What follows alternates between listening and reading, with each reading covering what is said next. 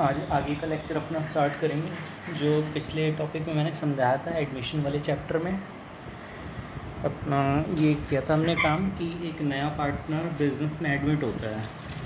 ठीक, जैसे ए और बी अगर काम कर रहे थे तो उसमें सी पार्टनर आ जाता है बिजनेस में। और फिर सबसे पहला टॉपिक जो हमने इसका पढ़ा था वो रेशोज़ ही पढ़ा था।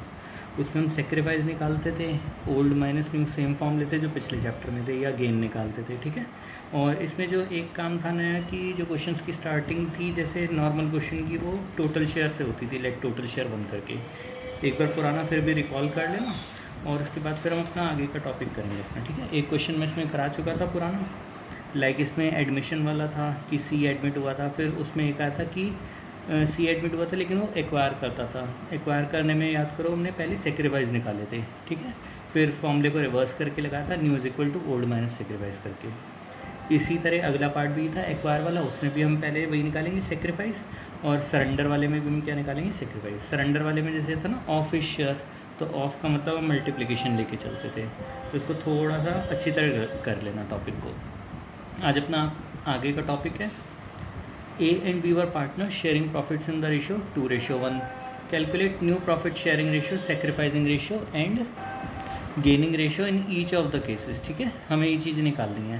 पहला पार्ट इसमें क्या दे रखा है हमें, न्यू प्रॉफिट शेयरिंग रेशियो दे रखी है A ratio B ratio A B C की 5:2:3। ठीक है, ओल्ड रेशियो भी गिवन है और न्यू रेशियो भी गिवन है।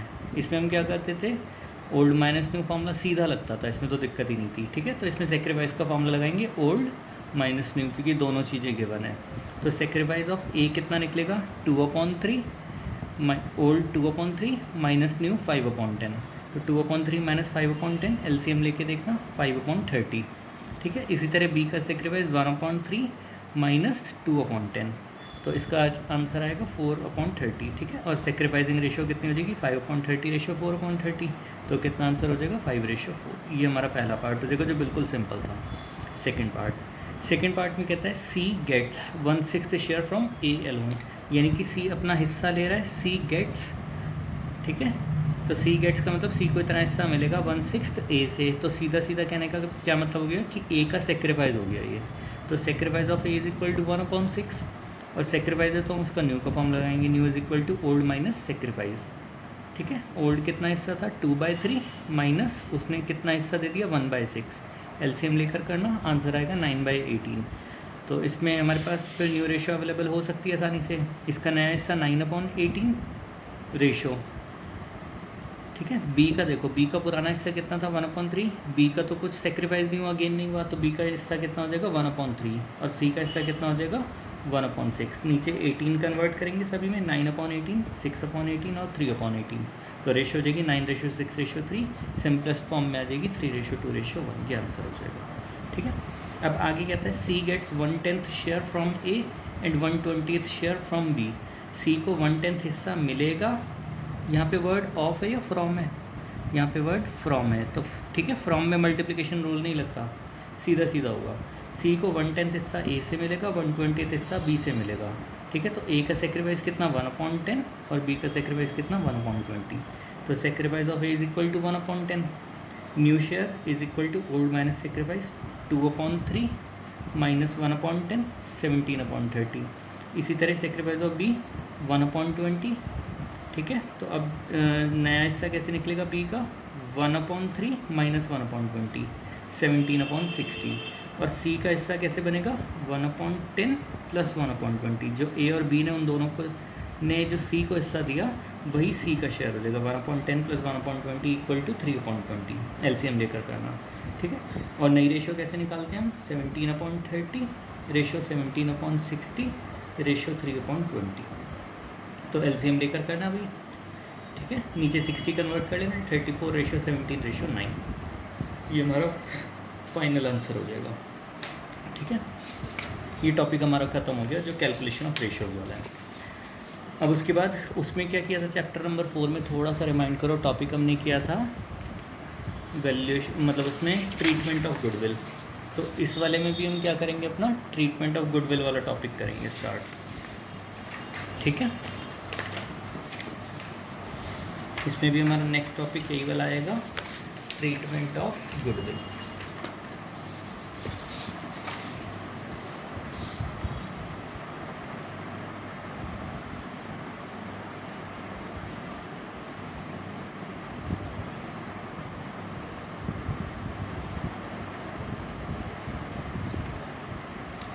देखो इसमें ऐसा होता है कि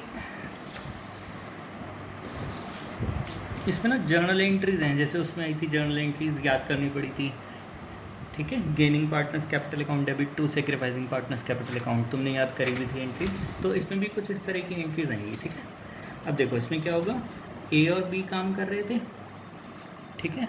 इसके साथ एक नया एडमिशन हुआ किसका, सी का। तो सी दो चीज़ें लेकर आएगा यहाँ पर, एक तो वो कैपिटल लेकर आएगा कि जो बिजनेस में पैसा इन्वेस्ट होगा, और एक लेकर आएगा गुडविल, इसको हम बोलते हैं पूरा नाम यहाँ पर प्रीमियम फॉर गुडविल, ठीक है। तो दो चीज़ों के पैसे लेकर आता है बिजनेस में, ठीक है, और इनके साथ कंबाइन हो जाता है ए बी के साथ। अब देखो इसमें सबसे पहली एंट्री जो हम करेंगे,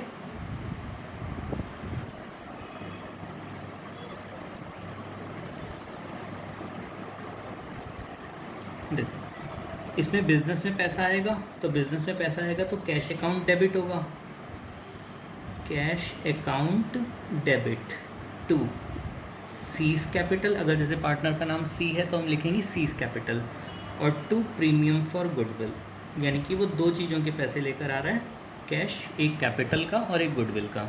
अगर मान लो वो सिर्फ गुडविल लेकर आ रहा है तो इसमें कैपिटल वाला पार्ट नहीं आएगा, सीधी एंट्री बनेगी cash account debit to premium for goodwill, ठीक है। मोस्टली केसेस में दो ही चीज़ों के पैसे लेकर आएगा पहली एंट्री, ठीक। सेकेंड एंट्री, अब सेकेंड एंट्री में देखो ये जो प्रीमियम है ना, एक्चुअली क्या होता है कि जो सी कैपिटल आता है तो बिजनेस में पैसा लगता है, और ये जो प्रीमियम मंगाते हैं ना कि पुराने टाइम पे जो रेपुटेशन हमने बनाई ए और बी ने, तो वो कहते हैं हमें एक्स्ट्रा पैसा चाहिए वो प्रीमियम का, तो प्रीमियम का पैसा लाता सी है, लेकिन ये किस में डिस्ट्रीब्यूट हो जाता है, ये ए और बी में डिस्ट्रीब्यूट हो जाता है, ठीक है। तो इस प्रीमियम को हम ख़त्म करेंगे, ख़त्म कैसे होगा, प्रीमियम फॉर गुडविल डेबिट होकर, क्योंकि ऊपर क्रेडिट हो रखा है तो डेबिट हो जाएगा, to A's capital to B's capital, वैसे इसको हम बोलते हैं सेक्रीफाइसिंग पार्टनर्स कैपिटल, ठीक है। सेक्रीफाइसिंग रेशियो में ये वाला जो काम होगा कौन सी रेशियो में होगा, सेक्रीफाइसिंग रेशियो में, क्लियर रहेगा। तो इसके लिए हमें पुराना टॉपिक सेक्रीफाइस निकालना आना चाहिए, ये हमारे पास जर्नल एंट्री होंगी, ठीक है। अच्छा और क्या चीज़ हो सकती है इसमें, देखो नॉर्मल तो एंट्री यही होगी, ठीक। अच्छा इसके अलावा ना एक केस ये हो सकता है, इसके आगे मैं केसेस और बनाऊंगा फर्दर फिर, ठीक है। वो धीरे धीरे जैसे जैसे क्वेश्चंस आगे चलते रहेंगे तो उसके आगे केसेस बनते रहेंगे, ठीक है। और नोट करके लिखेंगे कि अगर if goodwill is existing या appearing in books